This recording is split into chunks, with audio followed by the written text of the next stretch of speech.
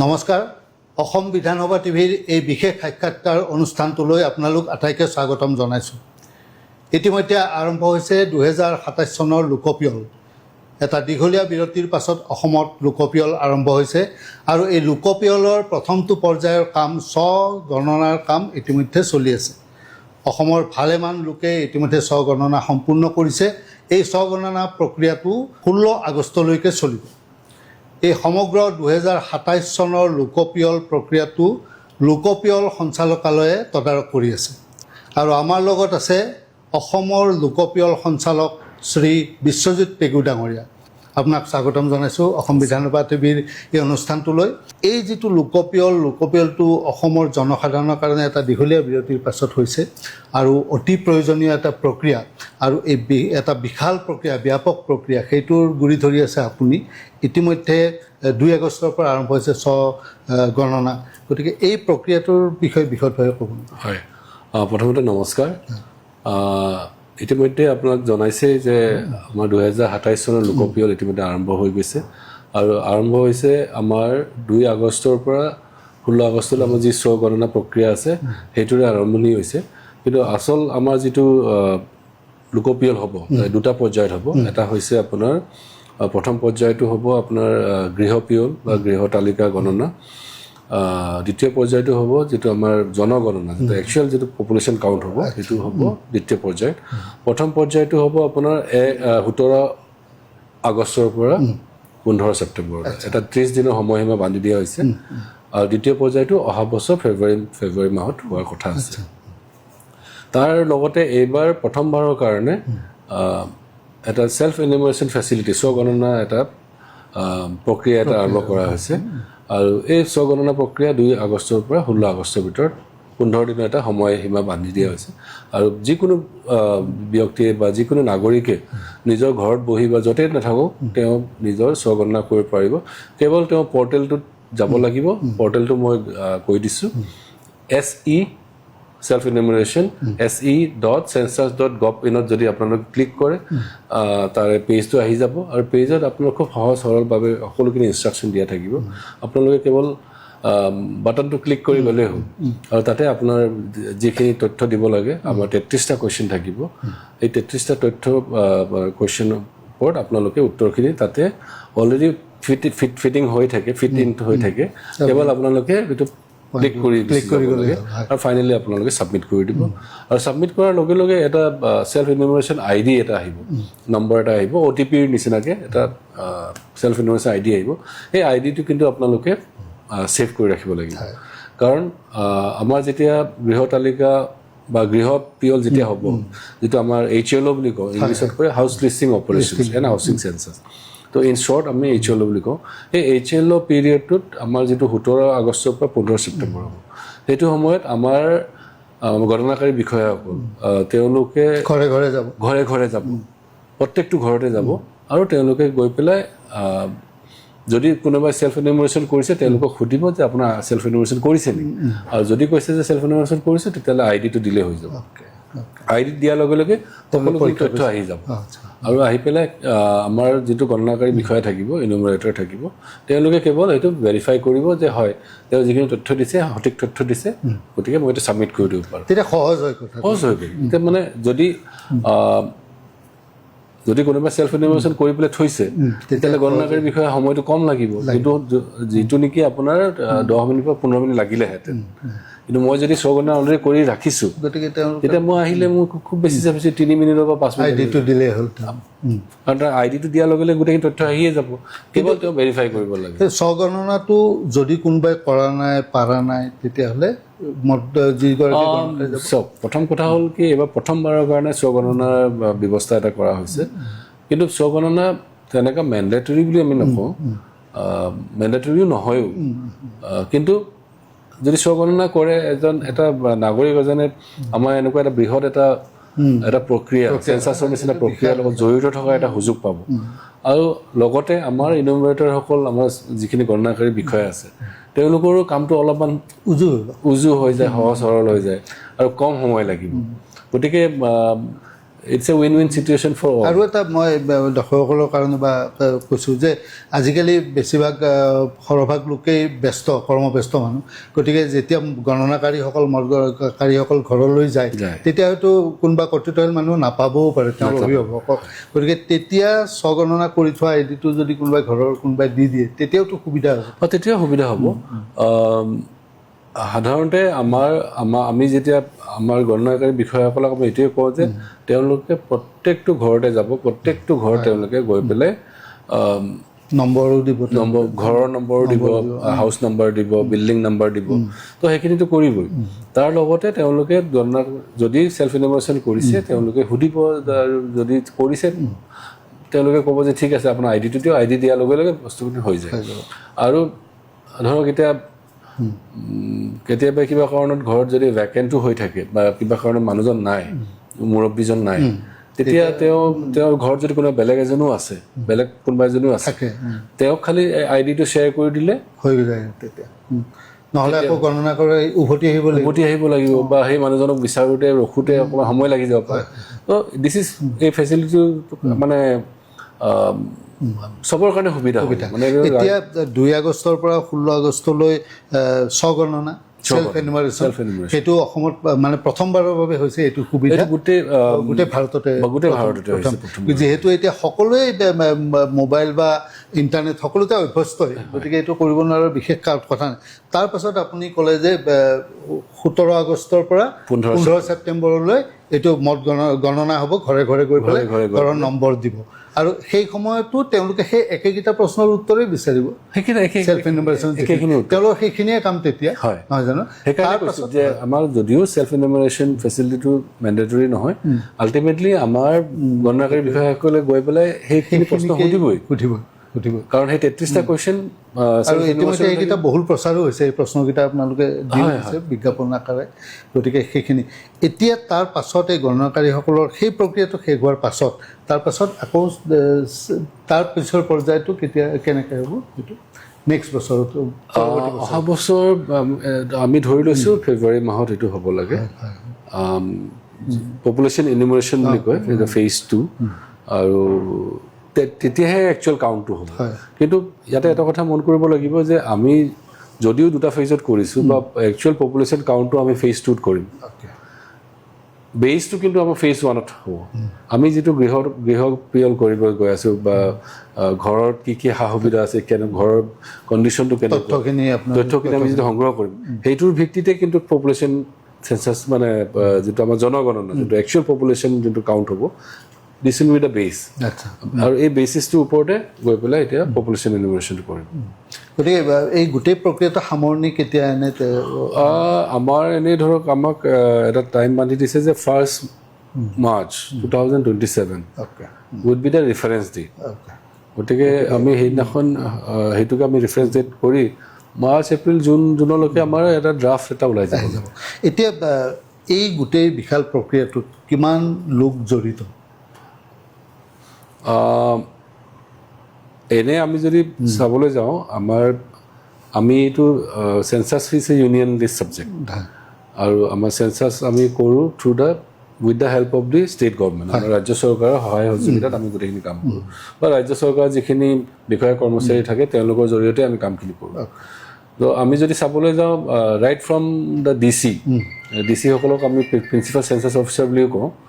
তেওঁলোকৰ পৰা আৰম্ভ কৰি আমাৰ যদি গণনাকাৰী বিষয়ালৈকে যাওঁ বা ছুপাৰভাইজাৰ ইনুমাৰেটৰলৈকে যাওঁ,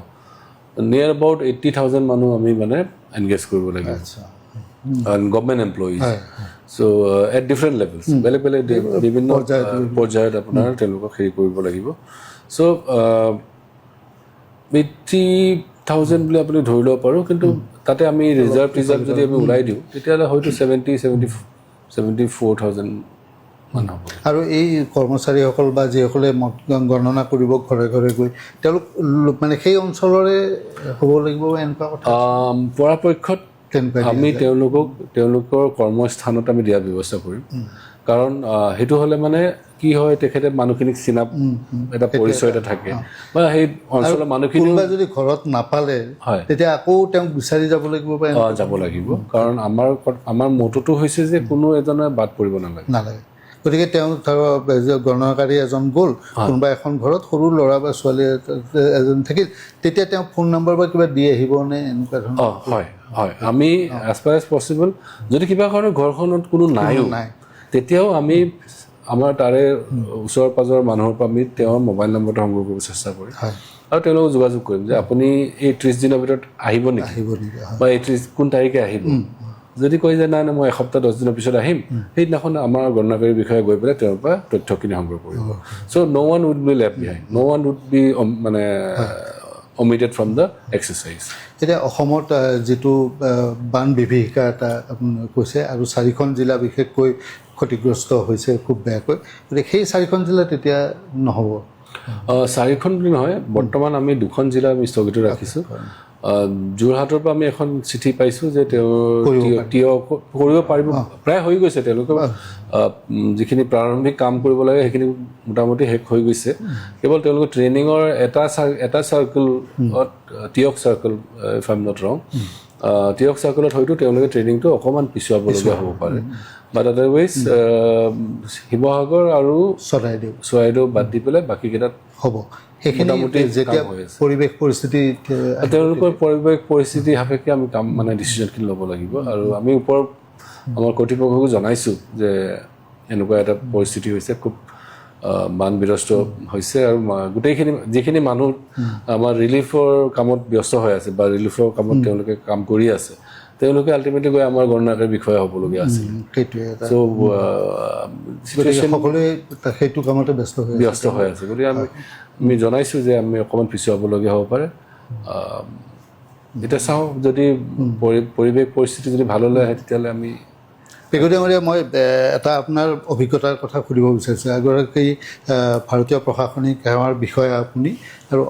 অসমৰো কেইবাখনো জিলাত বা কেইবাটাও বিভাগৰ আপুনি দায়িত্ব কাৰ্যনিৰ্বাহ কৰি আহিছে এতিয়া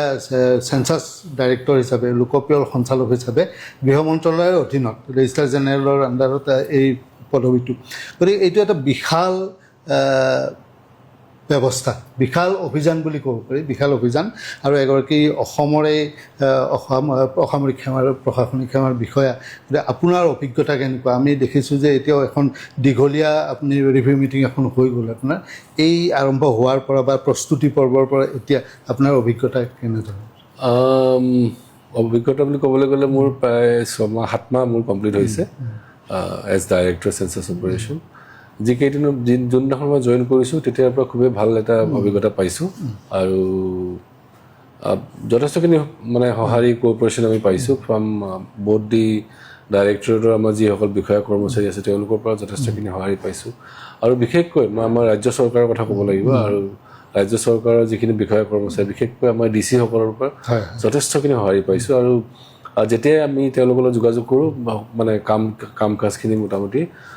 সময়মতে হৈ গৈ আছে আৰু এক্সেপ্ট মেবি চৰাইদেউ আৰু শিৱসাগৰ বাদ দি পেলাই বাকী ডিষ্ট্ৰিক্টকেইটাত আমাৰ প্ৰায় আমাৰ কামখিনি প্ৰায় সম্পূৰ্ণ হৈ গৈছে মানে প্ৰাৰম্ভিক যিখিনি প্ৰিলিমিনাৰী যিখিনি কাম আছে আমাৰ প্ৰায় ট্ৰেইনিঙৰ পৰা আৰম্ভ কৰি সকলোখিনি আমাৰ প্ৰায় হৈ গৈছে আমি 17 তাৰিখলৈ সাজু হৈ আছোঁ 17 তাৰিখৰ যেতিয়া HLO আৰম্ভ হ'ব তেতিয়া মই ভাবোঁ যে আমি খুব ভালদৰে আমি কৰিব পাৰিম এটা আপোনালোকে গীত প্ৰস্তুত কৰি ইতিমধ্যে প্ৰকাশ কৰিছে গীতটি এগৰাকী জিলা আয়ুক্তই লিখিছে আৰু জুবিন গাৰ্গৰ গতিকে সেই গীতটিৰ বিষয়ে অকণমান ক'ব নেকি কেনেধৰণৰ হয় এনেকুৱা হ'ল আমি আমাৰ পাব্লিচিটিৰ কাৰণে প্ৰচাৰৰ কাৰণে আমি বিভিন্ন মিডিয়াম আমি ইউজ কৰি আছোঁ আমাৰ প্ৰিণ্ট মিডিয়া আছে আমাৰ ইলেক্ট্ৰনিক মিডিয়া আছে আমি ঠিক তেনেধৰণে ফিজিকেল আমি হোৰ্ডিং বেনাৰ তেনেকুৱাও আমি কৰিছোঁ বা জিংগলছ ৰেডিঅ' জিংগলছো কৰিছোঁ ছ'চিয়েল মিডিয়াৰ যোগেদি আমি প্ৰচাৰ কৰিব ট্ৰাই কৰিছোঁ তো তাৰ মাজতে আমাৰ বৰ্তমান তেখেত আয়ুক্ত কোকৰাঝাৰ জিলা শিৱশংকৰ চুকুৰি ডাঙৰীয়া তেখেতে এদিন ফোন কৰি ক'লে যে মোৰ এনেকুৱা লোকপিয়লৰ ওপৰত গান আছে হয় নেকি এতিয়া ক'লে যে হয় এইটো কিন্তু জুবিন দায়ে গোৱা 2013 চনতে জাগিছে জাগিছে আজি আহিছে আহিছে আজি জাগিছে জাগিছে আজি কিন্তু কিবা কাৰণত সেইটো সময়ত এই গীতটো মানে বৰ তেনেকুৱা ধৰণে যিটো কামৰ কাৰণে হেৰি কৰিছিলে তেনেকুৱা ঠিক নহ'ল উঠি নাহিলে আৰু তো তেখেতে মোক ক'লে যে এনেকৈ এটা গানটো আছে আমি হেৰি কৰিম মই ক'লোঁ যে ঠিক আছে বঢ়িয়া কথা আৰু তাৰপিছত আমি আমাৰ গৰিমা বৌকো আমি খবৰ কৰিলোঁ মানে তেখেতৰ কনচেণ্ট ল'লোঁ প্ৰথমতে যে আমি গানটো ব্যৱহাৰ কৰিব পাৰিম নেকি তেখেতে ক'লে যে ৰাজহুৱা কামৰ কাৰণে আমি কিয় ব্যৱহাৰ কৰিব নোৱাৰোঁ পাৰিব আপোনালোকে কৰক তো ঠিক তেনেধৰণে আমি এইটো ডেভেলপ কৰিলোঁ ডেভেলপ কৰি আমি যোৱা 5 তাৰিখে 5 আগষ্টৰ দিনাখন আমি এইটো ৰিলিজ মুকলি কৰিছে সেইটো আৰু যথেষ্টখিনি আমি মানে পজিটিভ ফিডবেক পাইছোঁ ৰাইজৰ পৰা আমি যিখিনি ফিডবেক পাব লাগে খুব জুবিন গাৰ্গৰ গান আৰু লোকপিয়লৰ দৰে এটা বিশাল আৰু মহান কাৰ্য এটাত যিটো আমাৰ কাৰণে অতি প্ৰয়োজনীয় হয় এই গানটো এই প্ৰচাৰ এই আপোনালোকৰ যিটো এতিয়া যিখিনি আপোনালোক ব্যস্ত যে জনসাধাৰণক মানে সংযোগ কৰাৰ ক্ষেত্ৰত এতিয়া আপুনি ইতিমধ্যে ক'লে এইচব জনসাধাৰণৰ কেন্দ্ৰিক কথাই ক'লে একেবাৰে স্পেচিফিককৈ যদি আপুনি আমাৰ অসমৰ জনসাধাৰণক আপোনাৰ ফালৰ পৰা আহ্বান পৰামৰ্শ আপুনি কি দিব বিচাৰে মই এইটোৱে আহ্বান কৰিব বিচাৰোঁ যিহেতু চেঞ্চাছ সকলো কাৰণে গুৰুত্বপূৰ্ণ আৰু সেই আমি 10 বছৰৰ মূৰে মূৰে সাধাৰণতে আমি চেঞ্চাছ কৰোঁ কিন্তু এইবাৰ বিভিন্ন কাৰণৰ কাৰণে 2021 চনত হ'বলগীয়া আছিলে যদিও এতিয়া আমি 2027 চনতহে আমি লোকপিয়ল কৰিবলৈ গৈ আছোঁ গতিকে মই ৰাইজক এইটোৱে আহ্বান কৰিব বিচাৰোঁ যে এই লোকপিয়লটো আপোনালোকে নিজৰ বুলি ভাবি লওক কাৰণ আমাৰ অনাগত দিনবোৰত আমাৰ দেশখনৰ ভৱিষ্যত আমাৰ ৰাজ্যখনৰ ভৱিষ্যত অৰ্থনৈতিকভাৱে হওক বা অন্যান্য দিশৰ ফালে আমি যদি আমি চাবলৈ যাওঁ গোটেই পৰিকল্পনা যিখিনি কাম কাজখিনি আমাৰ হ'ব ৰাজহুৱা কামখিনি যিখিনি হ'ব ৰাজ্যৰ স্বাৰ্থত যিখিনি কাম হ'ব সকলোখিনি চেঞ্চাছৰ বা লোকপিয়লৰ তথ্যৰ ওপৰত ভিত্তি হ'ব গতিকে আপোনালোকে সকলোৱে চেঞ্চাছটো নিজৰ বুলি ভাবি লওক আৰু আমাৰ যিখিনি গণনাকাৰী বিষয়া থাকিব যিসকলে আপোনালোকৰ ঘৰে ঘৰে যাব তেওঁলোকক যাতে আপোনালোকে সহায় সহযোগিতা আগবঢ়ায় তাৰে মই কামনা কৰিলোঁ নিশ্চয়কৈ আমাৰ অসমৰ জনসাধাৰণে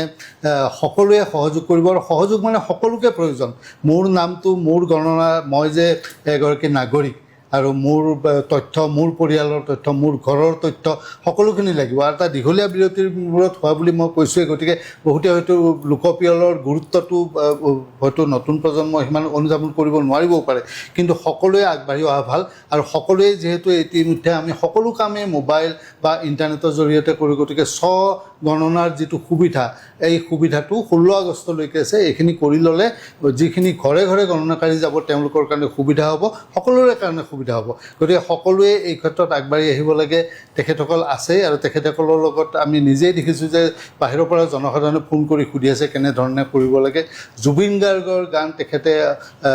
যিটো গান গাইছিল 2013 চনতে পংকজ চক্ৰৱৰ্তী ডাঙৰীয়াই লিখা সেই গানটোকে এইবাৰ ব্যৱহাৰ হৈছে 2027 লোকপিয়লত গতিকে এই সকলোখিনি সংযোগ হৈছে গতিকে আমি অসমৰ জনসাধাৰণে এই লোকপিয়ল 2027 অভিযানটো সম্পূৰ্ণ সফল কৰি তোলাটো আমাৰ সকলোৰে কাৰণে মংগলজনক আৰু প্ৰয়োজন মই আপোনাক ধন্যবাদ জনাইছোঁ আপোনাৰ খুব ব্যস্ততা দেখিছোঁ তথাপি আপুনি এই সময়খিনি অসম বিধানসভা টিভিক দিছে আৰু ভৱিষ্যতলৈ যেতিয়া প্ৰক্ৰিয়াটো আগবাঢ়ি গৈ থাকিব